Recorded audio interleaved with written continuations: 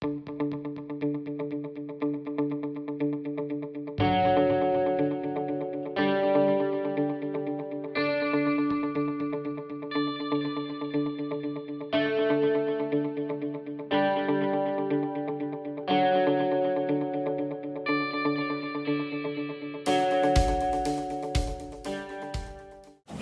that's all, I want to move on back to Kelly so she can talk about the sewage leak, because I'm sure that a lot of people have questions about that.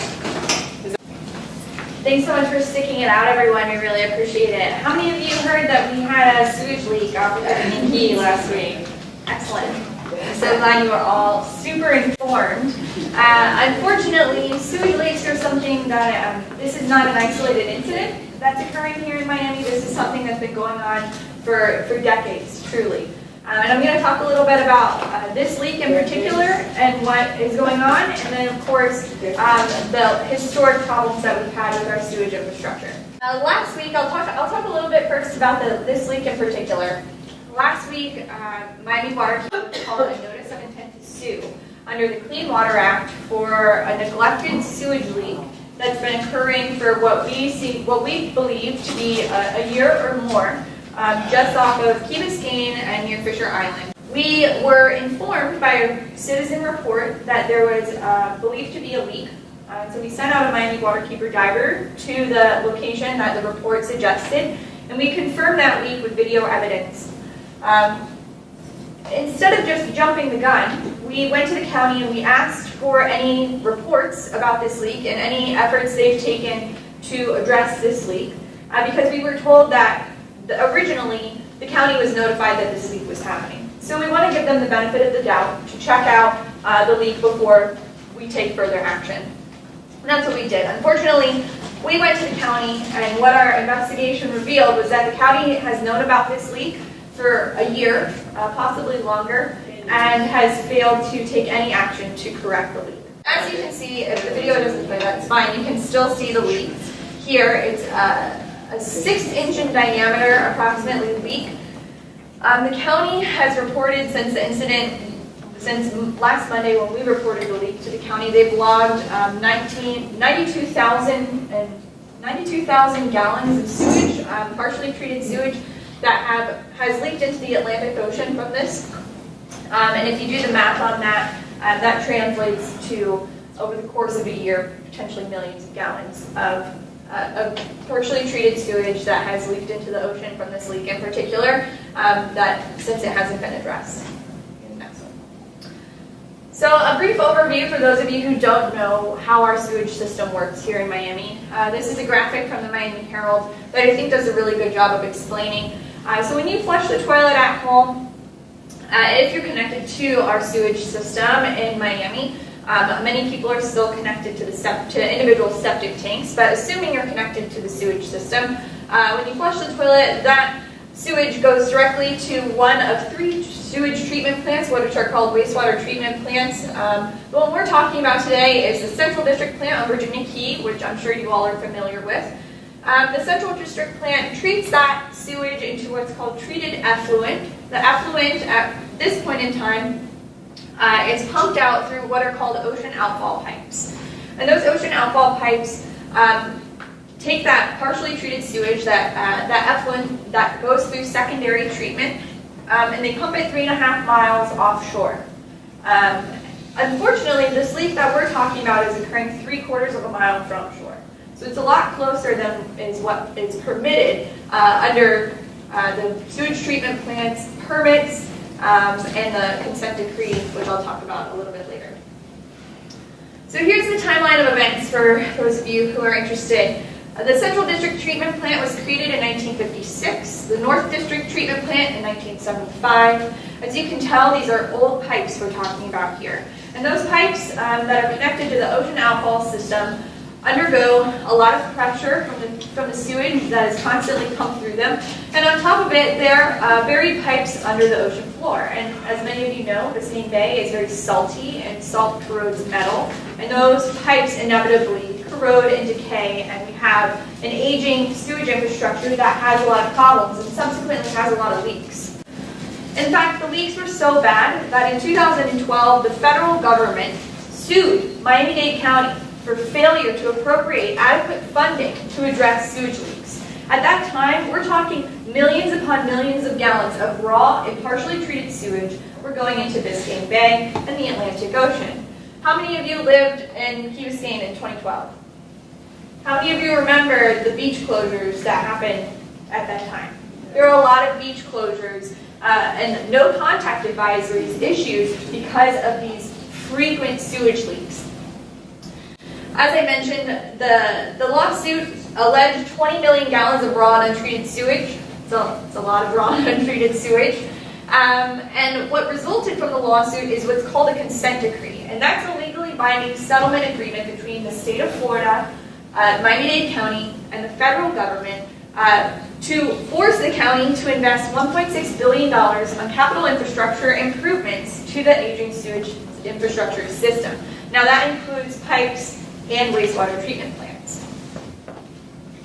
Miami Waterkeeper originally became involved because this huge investment was about to be made into sewage infrastructure, and yet there was no requisite planning for climate change and sea level rise in those infrastructure improvements. And as you may know, when we have major storms, such as storms that are associated with climate change, increased intensity and frequency of storms, our sewage systems become compromised. Even last week, we saw in Miami Beach, they had a ton of flooding because of just a small storm. And those are all things that are attributable to the sewage infrastructure system and the wastewater treatment system. So we brought a lawsuit. Thankfully, the county obliged by our request voluntarily, so we didn't have to continue with the lawsuit, and so they were required from that point on to consider climate change in those infrastructure projects. Nevertheless, in 2015, there continued to be millions of gallons of sewage spills and unpermitted discharges from these pipes. So this is just further evidence that this is an ongoing problem and that this is something that the county is addressing, but perhaps they're not addressing it quick enough. During the 6-month period, between 2014 and 2015, over 1 million gallons of sewage spilled over the course of 64 different leaks. And those are only the ones that we know about. So let's keep that in mind. Fast forward to June of 2017, just this summer, we had another unpermitted discharge of over 760,000 gallons of raw sewage into Biscayne Bay. In fact, a no-contact advisory was issued for the marine protected area, Biscayne Bay Aquatic Preserves. So we're talking in one of our most protected and vulnerable areas, we're dumping hundreds of thousands of gallons of raw sewage. Surely it's an accident, but we can't afford to have these accidents continue to happen. Next slide, please. So again, early this summer, we received a citizen report of a partially treated sewage leak into the ocean, and we started to conduct our investigation. Our investigation revealed a series of emails between county staff and supervisors, which I'll show you, which indicated their awareness of the leak from last summer and their failure to do anything to address it. For those of you who are wondering, this, we believe, is a violation of the Clean Water Act, the consent decree, various state regulations and permitting requirements that the county has. And more than anything, the most important thing I think that we found out from this investigation, while the sewage leak itself has been immediately addressed, and I'll get to that later, but what we ended up finding out was that inspections of the sewage pipes, the outfall pipes, have not been conducted in over 10 years. And if you have this series of events that I've just laid out for you all occurring over the past 10 years, and the county still has failed to inspect the pipes, it's completely unacceptable, and it's completely in violation of their permit requirements to maintain and repair the pipes. So it's basically like saying,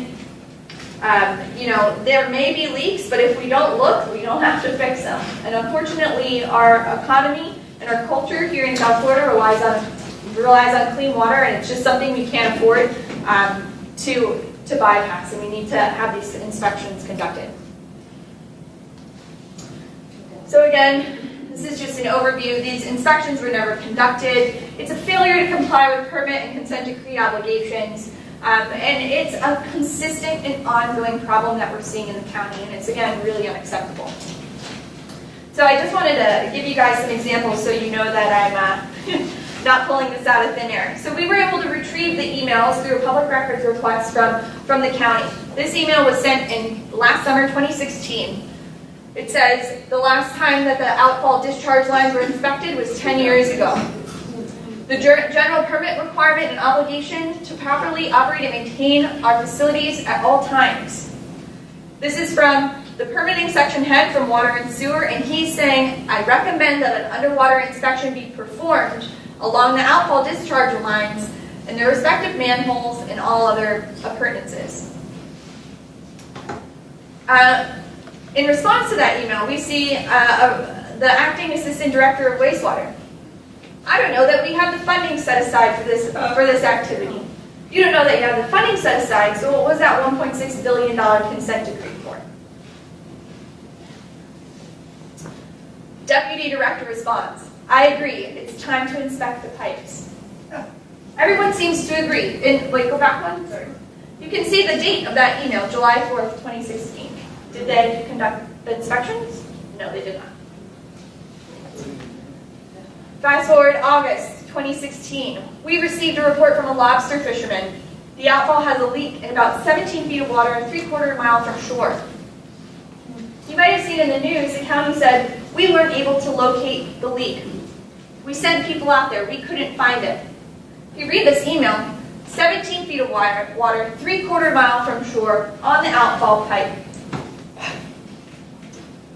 Approximate position of the junction box where the original 72-inch ties into the newer 120-inch pipe.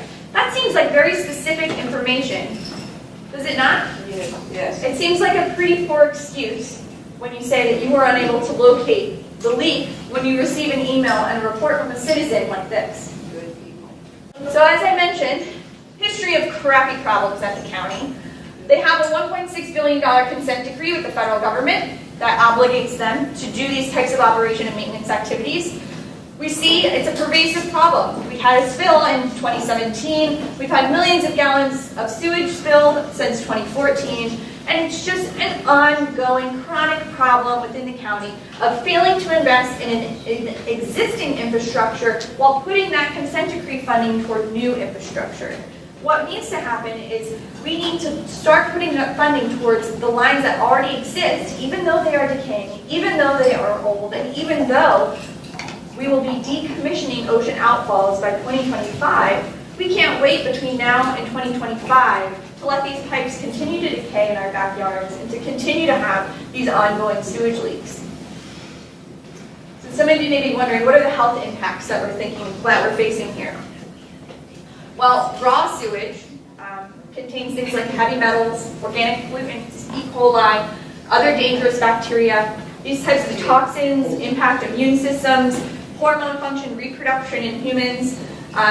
These toxins bioaccumulate in fish, which makes the eventual consumption of fish unsafe for humans.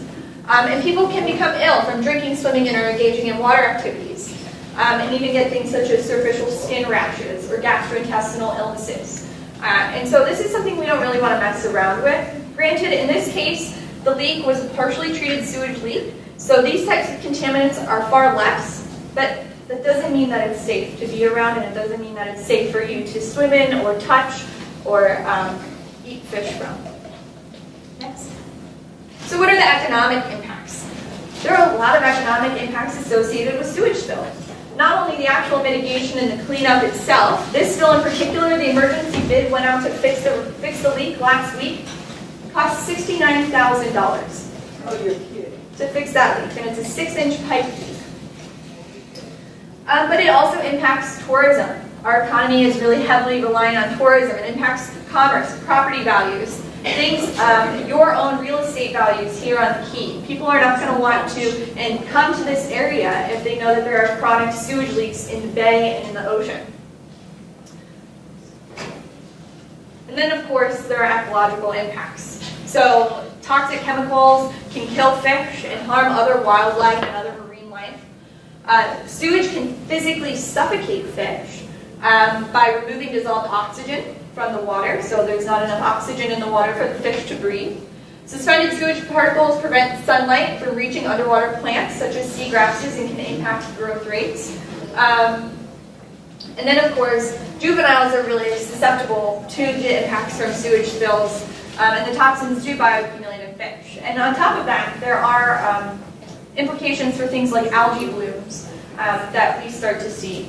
Even if you remember last summer up at the Indian River Lagoon, they had chronic spills coming from their septic tanks up there, which is what caused this dramatic algae bloom and massive fish kill. And the fish actually started to make people very sick, and they were hospitalized and things like that. So we're trying to avoid that here in Miami. We don't need those types of impacts, and we certainly don't need those impacts on our ecology either. So who's going to fix it? The county is going to fix it. I'll get to that in 1 second. So we filed a notice of intent to sue under the Clean Water Act. We allege that the county is in violation of the Clean Water Act along with various other state regulations and permits. And we're requesting that they fix the leak, they inspect the outfalls within 120 days, they revise their consent decree, that binding settlement agreement, to incorporate a regular schedule of maintenance. We want them to conduct an impact assessment and do any restoration or mitigation that might be necessary and that's associated with this leak. And then in lieu of civil penalties, we're asking that they donate $750,000 to the Biscayne Bay Restoration Trust Fund. And that's a trust fund that's county-run that provides funding to restoration projects in Biscayne Bay. So we're asking them to donate money to themselves, essentially. So the latest news, the county claims to have conducted an inspection of the leak, and they issued an emergency bid to stop the leak last week, which they have done. The leak has been, however, only temporarily patched. It has not been repaired. That repair will take another 4 to 6 weeks to complete. And you can understand why the county doesn't want to do these types of inspections, because then they find the leaks, and it's very costly and time-consuming for them to fix them. The county has conducted water quality sampling, which have shown negligible impacts. That may be true at this point in time in terms of human health, but the long-term impacts on the environment are still sort of unknown. This leak has been ongoing for basically a year at this point, and those types of cumulative impacts have not been studied. And again, this is evidence of a greater problem. I think that we are aware of this leak thanks to a citizen report, but we're unsure how many other leaks are currently ongoing, right? Especially because the county is not conducting these inspections as they should be. So there are maybe other leaks that exist at this point in time, and we're simply unaware, which is why we're asking the county to do their due diligence and to inspect the full length of the pipes, both at the Central District plant and at the North District plant. So how can you help? You can support our efforts. Miami Waterkeeper is a small local nonprofit. We have 3 full-time staff members, and we could really use your support. Right now, we have a fundraising drive to help us raise money in the event that we do have to continue to sue the county. We're trying to raise $25,000. We're approaching the $8,000 mark for that. You can navigate to our website to find out more information how you can support us. Financially, even a small donation means a lot to us. We have been receiving a lot of small $5, $10 donations, and all of those add up, and they really make a difference in us being able to establish a war chest to address this issue and potentially other issues that come up in the future. You can sign our petition. There is power in the people, as I like to say, and the cumulative voice of the community is really valuable. So showing your commissioners that this is something that you care about and that is something that needs to be a priority for the county is truly invaluable. We encourage you to sign our petition. We have a few hundred signatures on there. We could really use your support when we have meetings with county commissioners and even state representatives that have reached out to us about things that they can do to help solve this problem. You can become a member of Miami Waterkeeper. If you become a member of Miami Waterkeeper, you give us what's called standing to sue. So we're bringing our Clean Water Act lawsuit under a citizen suit provision of the Clean Water Act. That means that an average citizen can sue the polluter if they have some type of interest in the resource that's at stake. So our members, the people that live on Key Biscayne, the people that have coastal properties, allow us to be able to bring this lawsuit on their behalf in order to hold the county accountable for these sewage leaks. So becoming a member is not just a financial donation to Miami Waterkeeper, it's actually a strategic commitment to allow us to sue on your behalf for these issues. And then I think most importantly is stay informed and spread the word. This report of this leak came to us from a citizen just like you. And I think it's so important to know that we are a watchdog for this watershed. We watch over Biscayne Bay and the Atlantic Ocean in this area. And without that citizen report, we would never have known that this was happening. So it's so important to let us know if you see something, say something. And then, of course, you can stay informed and spread the word. The more people that are educated about this issue, the quicker it will be resolved. You can find us on all social media platforms. And then, of course, if you're interested in staying up to date on the latest, we're trying to send out weekly news blasts, small news blasts related to the sewage leak. So if you're really interested in staying on top of that and how you can be involved and how you can help, you can sign up on our email list. It's in the back table. And then I'm always happy to chat with you offline about ways that you can get involved with our organization and the work that we're doing to make sure that these types of issues don't happen in the future. And again, if you have any questions, please send me an email or give us a call. This is something that I know that we really care about at Miami Waterkeeper for environmental reasons, but it's also a really big public health issue, and we really want to get this resolved in terms of this leak, but also any other potential leaks that might be happening. I'm happy to take any questions you might have. Anybody at the company do your job? I think that's playing out right now. So we only sent this letter last week, so I think those types of changes might be happening at the county level. We'll see what happens. But yes, we certainly hope that some people are held accountable. You saw that series of emails just like I saw. It's pretty incriminating, and it was obviously blatantly ignored. So, yes. When the all this happened last week, I got onto it right away because I'm an ocean swimmer daily. I called the village, I called Cape Florida State Park in Crandon, and interestingly enough, thank you, Lou, your organization was the only one that returned my call. But from them, I got a contact at the state of Florida, and here's what is amazing to me. There's a huge disconnect between Dade County and the Florida Department of Health.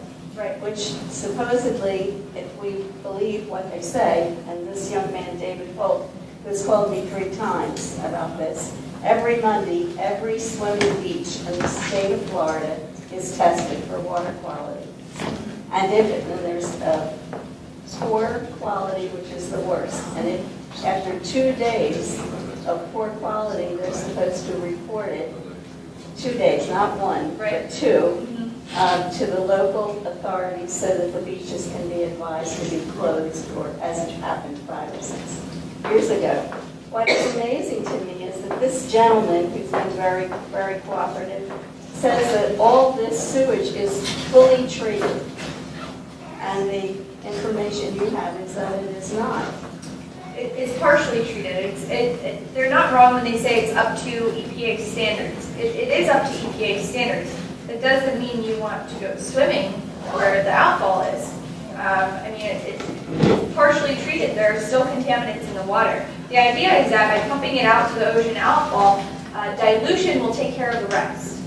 So the washing machine that is the ocean will mix up the remainder, and eventually the contaminants will dissipate and be in such low concentrations that they won't impact human health. Unfortunately, what he's failing to mention to you is that is supposed to happen 3.5 miles from shore. This leak is happening 3/4 of a mile from shore. He also brought to my attention that the Miami Waterkeeper's issue was what caused them to approach and patch that within 1 day, really. And when it was attacked immediately, and then the next day, the company, Rickman Construction, did that patching. And then within 4 to 6 weeks, as you said, supposedly they're going to close down that line completely to repair the entire sewage line. Can we believe these things? It's hard to say. I mean, we're hopeful that that is what's going to happen, mostly because the state and the federal government are already in a binding legal settlement with the county over this, so they have a lot at stake, and they have ability to, there are provisions in their settlement agreement that allow them to reinstate their lawsuit against the county. So you would think that that's enough incentive for the county to get their act together, but only time will tell. So we just have to sort of sit and wait at this point. You said that in 2025, they aren't going to have these outpourings into the ocean and bays. So what is the alternative plan? If you're not dumping it in the ocean and the bay, what is going to happen to the sewage? That's a great question. Could I get you to click back to that slide with the, I think it's like the second or third slide. So as I mentioned, the outfalls are going to be decommissioned in 2025 pursuant to some state legislation that was passed a few years ago. So the new plan is that instead of pumping it out via ocean outfall, where it's mixed with the currents in the Gulf Stream and taken offshore, and dilution is the solution to pollution, I suppose. They're going to deep well inject it. That's the plan right now. So they're going to partially treat the sewage, and they are going to deep well inject it below the Biscayne aquifer, which is our primary source of drinking water in South Florida, and through our secondary source of drinking water in South Florida, which is the Florida aquifer. So they're going to deep well inject past both of our drinking water sources and pump it into what's called the Boulder Zone. This is currently the plan, and it's not just going to be wastewater, so partially treated sewage or raw sewage, or rather partially treated, but it's also going to be landfill leachate. So all that nice stuff that's leaching out of our landfills is also going to be pumped down through, I would say, both of our aquifers and into the Boulder Zone. And Through a pipe. Through a pipe. Yeah, through a pipe. That's correct. And there is some ongoing scientific debate as to whether or not the Boulder Zone will be able to confine that wastewater. As you may know, our bedrock formations here are limestones, which are very porous. Some people call it ancient coral reef. It's a sedimentary rock that's been compressed over time, but it's sort of like a sponge. And so to say that this wastewater is going to sit in one spot is currently up for scientific debate. This isn't a very popular or universal industry standard for removing wastewater.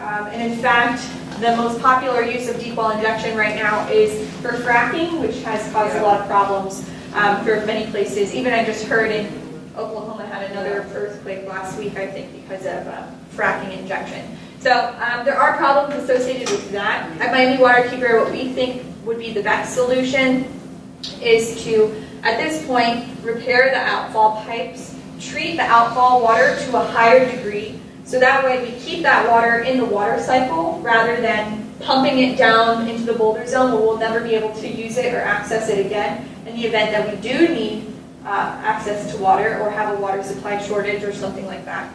And then, of course, reusing the water as best we can for things like irrigation and other reuse projects.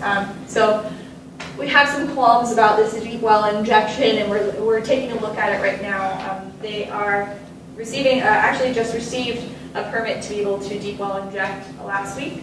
So we're reviewing that permit as we speak. I'll probably do it today. Are they going to deep well inject from Virginia Key? Yes. Oh, wow. Yeah, some of those exploratory wells are already constructed. Anything else? Any other questions?